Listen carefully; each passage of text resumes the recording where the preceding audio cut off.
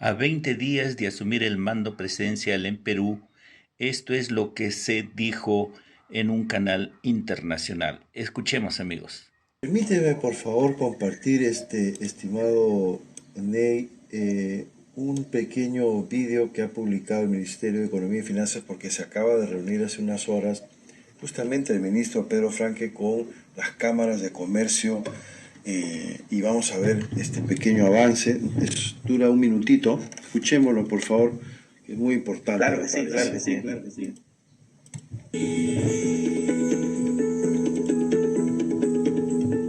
Continuamos las reuniones de trabajo con representantes empresariales de todo el Perú para trabajar en conjunto medidas que permitan resolver las trabas que dificultan el desarrollo de la competitividad y productividad del país. Ahí está, abrir un diálogo con los representantes de las cámaras de comercio de todas las regiones. Yo lo considero un paso muy importante en ello. La verdad que esto es un gran mensaje para el sector privado, ¿no? Para que esté tranquilo, que aquí nada de estatizaciones, nada de chavismo, nada de esos digamos, malos sueños que nos pintaban los de la prensa mermelera, sino que está yendo directo al grano. Vamos a apoyar la inversión privada. La inversión privada necesita reglas claras, necesita buena infraestructura, necesita buenas comunicaciones y el Estado va a apoyar. ¿Qué opinión le merece este breve comentario del economista, ministro de Economía, Pedro Franque, estimado? A mí me parece muy oportuno, es más, lo hemos hablado muchas veces, de que lo único que queda en este momento es concertar, porque es un momento difícil. Y hablando de estos dos temas tan fuertes que ha mencionado el ministro, que se refiere a la inversión pública y a la inversión privada, yo diría que el sector privado necesita promover, no tanto apoyar, promover. Hay que promover la inversión privada porque es fundamental también la inversión privada. Pero este momento es el momento del Estado. El Estado tiene que hacer inversiones fuertes. Estamos en un momento, fíjate, yo diría muy positivo.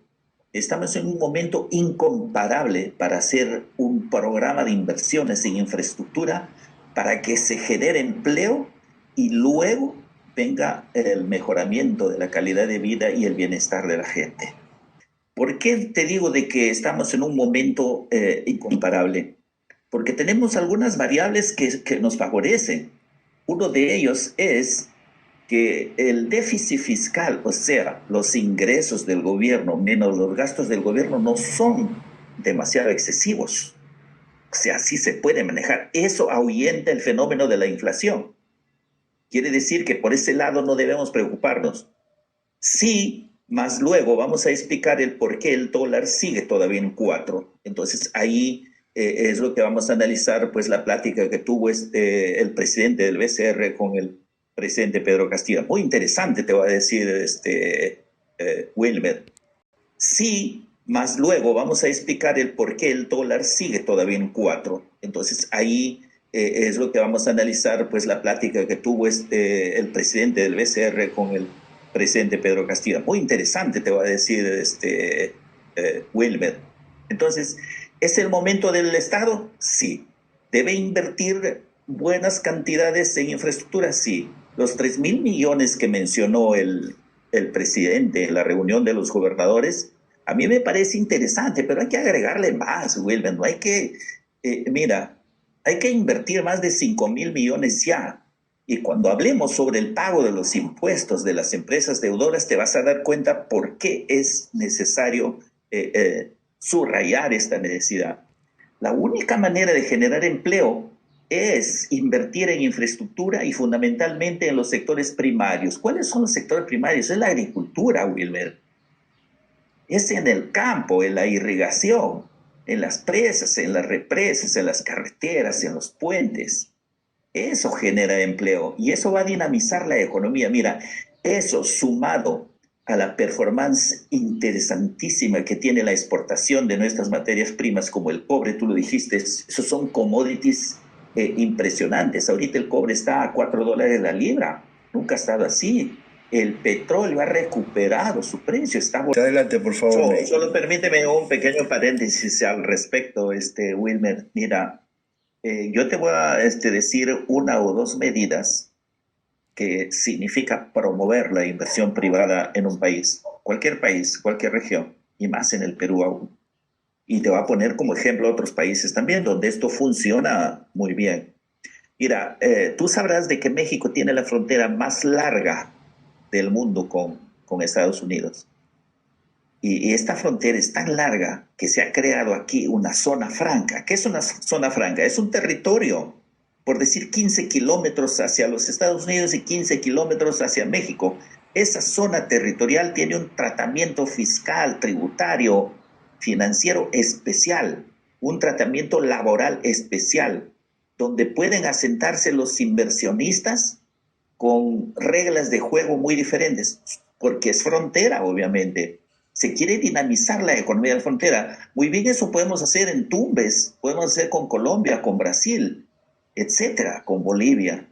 Entonces son formas de promover la inversión privada. Cuando tú le das seguridad jurídica a las inversiones, entonces planifican su gasto. Pero si tú le das una muestra de que vas a modificar a cada rato la legislación, entonces prefieren refugiarse en activos financieros, por decir en dólares, en euros, etcétera, y dejan de invertir. Ese es el problema. Entonces, así como este ejemplo, pueden haber otros más, pero yo confío fuertemente en las inversiones en infraestructura porque desata economías de escala, que eso sí. O sea, si a él le dicen, mira, este es el Banco Central y estas son las leyes que lo rigen, pues tú cumple con tu función. No se puede salir de allí. Él no puede cambiar la ley orgánica. Entonces, los resultados se pueden traducir en lo siguiente, Wilmer. ¿Ha habido estabilidad de precios? Sí, en los últimos 20 años. Las reservas internacionales netas, que es como la ganancia del país, y que es lo que le da el sustento al dinero que manejamos en el país y que también es la base para el comercio internacional. Es una cantidad muy, muy importante que puede darnos a nosotros tranquilidad ante cualquier shock externo, o sea, cualquier crisis externa que exista. Las reservas que tiene el Banco Central del Perú, o sea, las reservas de todos los peruanos, nos pueden proteger de este shock externo, cualquiera sea. Eso es una garantía. ¿Cuánto suma? Va a llegar a los 80.000 millones de dólares. Es importante. Entonces, cuando nosotros analizamos más específicamente al Banco Central, no es que solamente se dedique a establecer tasas de interés, que ya lo expliqué la vez pasada, las tasas de interés interbancarias entre bancos. Lo malo está en las leyes, Wilmer. Su ley orgánica y la Constitución le exigen al Banco Central que no se inmiscuya en establecer tasas de interés para tus ahorros y para los míos. Es su ley orgánica que le prohíbe, etcétera. Entonces, ellos sí regulan la parte de los bancos, la tasa de interés que se deben cobrar entre los bancos. Y en cuanto al dólar, aquí hay un tema. Y sería bueno que sería realmente una hazaña que pudiéramos conversar con el doctor Julio Velarde y que nos explique y nos diga cómo haría para seguir desdolarizando la economía. Esa es la pregunta más difícil que en 20 años no lo ha podido conseguir y yo sé que él está de acuerdo en desdolarizar porque eso es lo que hace más vulnerable al tipo de cambio. 40%, Wilmer, de la economía funciona en dólares. Es demasiado. Creo que la vez pasada te dije de que sigamos al 50% más uno, ya debemos pedirle permiso a la Reserva Federal para que nos autorice usar el dólar como una moneda de curso legal, como Ecuador. Y esa es pérdida de soberanía, lo hemos explicado antes. Y yo sé que el doctor Julio Velarde está preocupado por la dolarización. Y todos los técnicos que trabajan ahí, que son de altísimo nivel, te voy a decir, excepto algunos directores que tú has mencionado, claro que hasta risa los dan.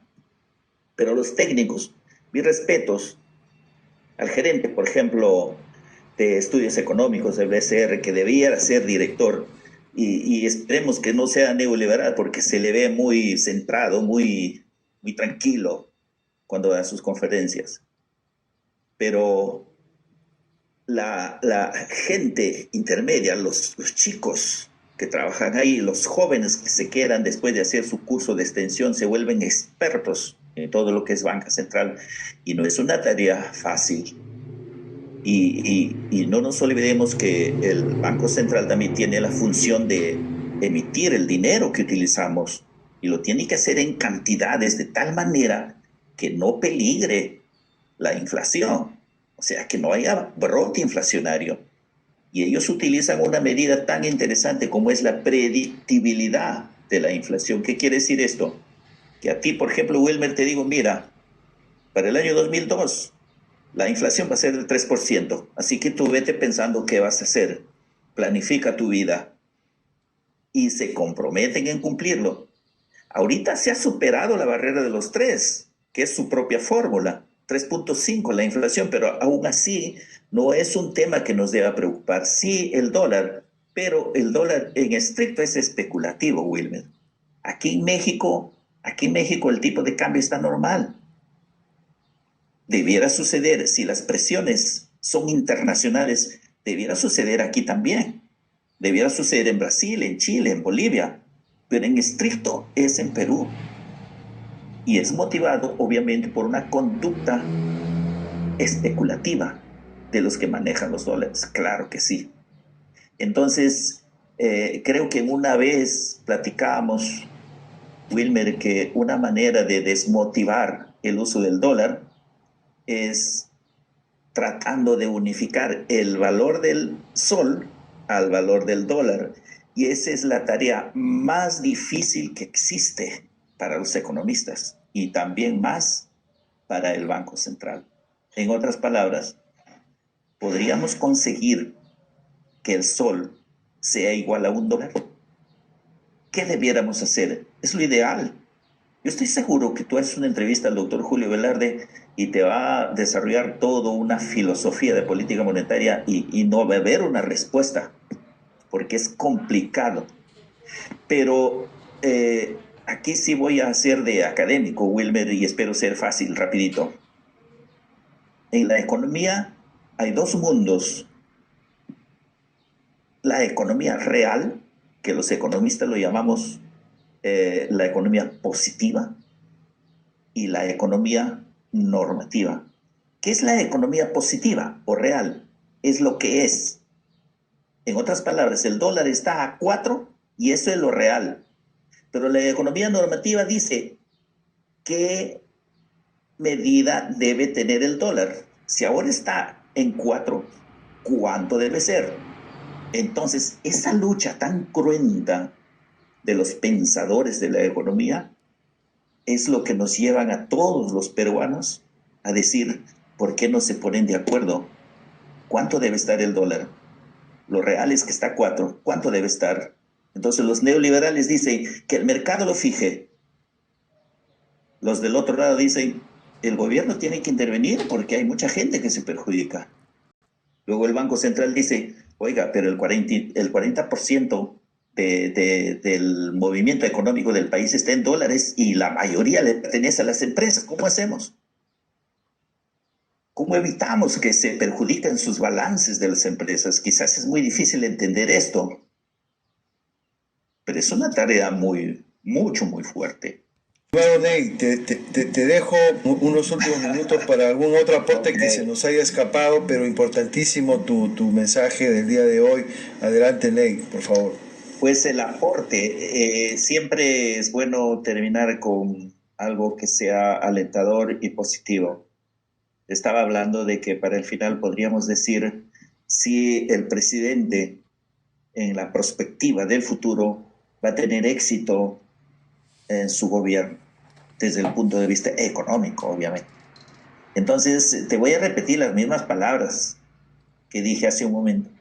Estamos en un momento extraordinario, aún a pesar de los efectos que ha tenido esta pandemia del COVID. Aún a pesar de eso, Perú tiene un crecimiento de su Producto Interno Bruto, de su actividad económica, que es 3.5 y un poquito más incluso, su crecimiento. Y esto es importante, mira, Wilmer, porque no es un crecimiento aislado, es un crecimiento sincronizado con los países de la región y del mundo. O sea, el promedio de crecimiento del mundo también está en ese nivel. Entonces estamos en un momento muy interesante. Entonces, ¿qué otro dato importante? Tenemos un superávit de nuestra balanza comercial que supera los 15.000 millones de dólares. ¿Qué quiere decir tener superávit? Quiere decir tener ganancia de lo que vendes y compras. Pues o sea, si vendes 100, ¿verdad? Y compras 50, pues tienes un superávit de 50. O sea, eso es positivo. Desde todo punto de vista es positivo. Solo que, aquí va la aclaración, como tú dijiste hace un rato, pero pues mientras no cambiemos las cosas, no podemos decir de otra manera. Esto, ¿a quién se va? Ese es el tema. Pero que estas cuentas macroeconómicas, como dice el presidente, deben llegar a los bolsillos de los peruanos, esa es la tarea de la política pública, de la política de Estado. Entonces, esos escenarios, junto con un déficit fiscal bajo, una tasa de inflación teóricamente baja, unas reservas internacionales altas, elevadas, unas remesas que van increciente, o sea, los dólares que envían los paisanos que están en otro sitio al Perú, más si conseguimos que nos paguen todos estos impuestos, Wilmer, en el corto plazo podemos hacer muchas cosas. Solo necesitamos gente que conozca, gente técnica. Mira, ¿qué haría yo también? Es una sugerencia. Yo no nombraría un coordinador por cada región, no. Un coordinador de experto en presupuesto por cada departamento, porque muchas veces esto de las regiones ha complicado más, o sea, ha marginado a ciertos departamentos y provincias lejanas. Mira, Wilmer, nosotros somos del Departamento de la Libertad. Nuestra provincia de Patas está desconectada. Esa carretera es un desastre y un peligro. La provincia de Bolívar, que es lo más lejano que tiene el Departamento de la Libertad, también. Hoy han construido una carretera, pero aún así está de alguna forma desconectada. Entonces, ¿se pueden hacer muchas cosas? Claro que sí. Pero hay gente que tiene que dinamizar la ejecución del presupuesto, con conocimiento, obviamente. Entonces, para terminar, después de este escenario positivo, pues te diré también de que con mucha tristeza, los venezolanos se incorporan cada año en una cantidad de 100.000 personas que sí tienen un efecto en la economía, por más que digan que no. ¿Sabes cuántos se incorporan cada año a la población económicamente activa en Perú?